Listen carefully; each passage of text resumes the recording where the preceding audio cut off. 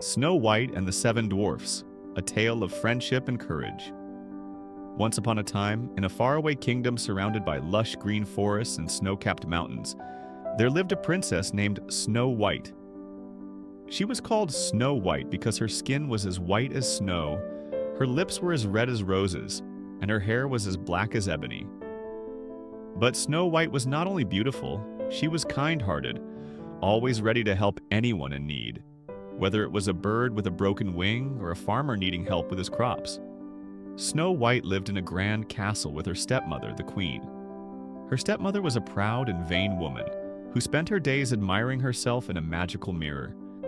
This mirror could speak, and every day the queen would stand before it and ask, "Mirror, mirror on the wall, who is the fairest of them all?" And every day the mirror would reply, "You are the fairest of them all, my queen." But one day the mirror gave a different answer. It said, "My queen, you are beautiful. 'Tis true, but Snow White is fairer now than you." The queen's heart burned with jealousy. How could her stepdaughter, the sweet and gentle Snow White, be more beautiful than she? The queen decided she must get rid of Snow White. She called for her huntsman and commanded him to take Snow White into the forest and never let her return. The huntsman, though loyal to the queen, had a kind heart. He led Snow White deep into the woods but couldn't bring himself to harm her. "Princess, the queen has ordered me to take your life," he confessed with tears in his eyes. "But I cannot do such a cruel thing." "Run, Snow White, and never return to the castle." Terrified and heartbroken, Snow White ran deeper into the forest. The trees seemed to whisper and strange sounds filled the air. She tripped over roots, scraped her hands, and cried until her tears dried on her cheeks. Finally, as the sun began to set, she came upon a tiny cottage nestled in a clearing. The cottage was unlike any she had ever seen. It was small and cozy with a bright red door and smoke curling from the chimney. Snow White knocked softly, but no one answered. The door creaked open and Snow White stepped inside. The furniture was tiny, as if made for children. There were 7 little chairs around a table, 7 little plates with crumbs, and 7 little beds lined up against the wall. Snow White was curious but also very tired. She cleaned up the table, washed the dishes, and then lay down across the beds to rest. Unbeknownst to Snow White, this cottage belonged to 7 dwarfs who worked in a diamond mine in the mountains. They were kind-hearted and hard-working, but each had a unique personality.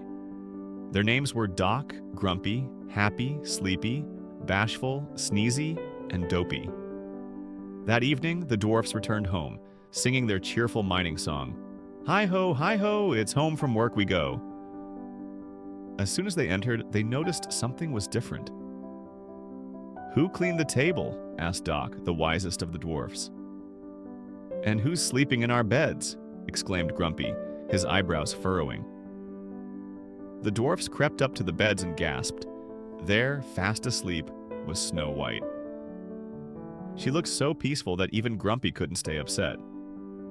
Snow White awoke with a start and sat up, frightened by the 7 pairs of curious eyes staring at her.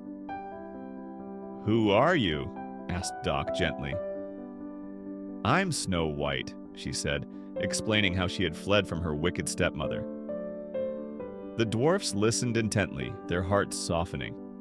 Happy clapped his hands and said, "You can stay with us, Snow White. We'll protect you."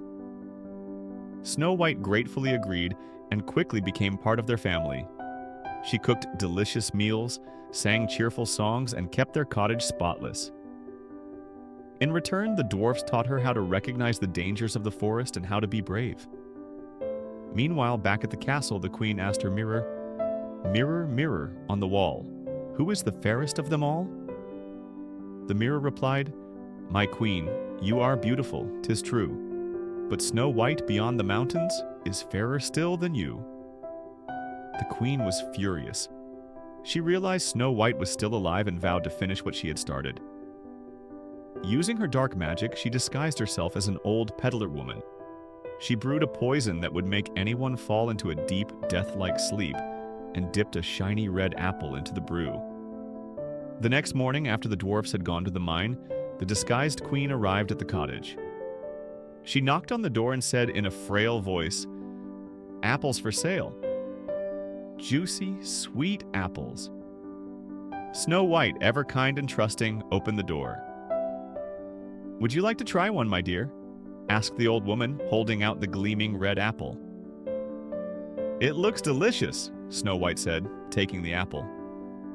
As soon as she bit into it, she felt dizzy and fell to the ground, her eyes closing as if she were fast asleep.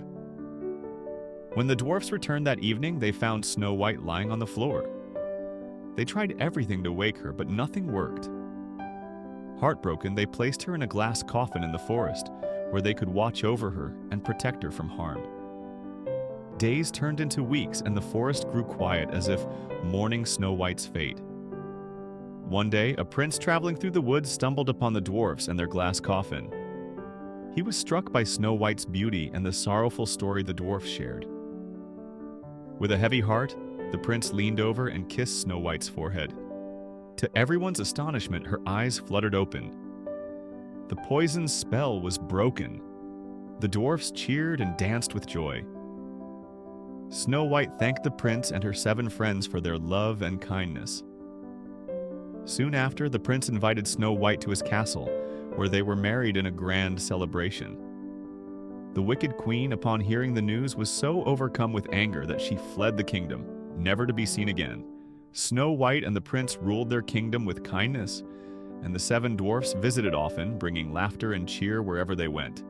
And so, Snow White and her friends lived happily ever after, proving that love and courage could overcome even the darkest of spells. The end.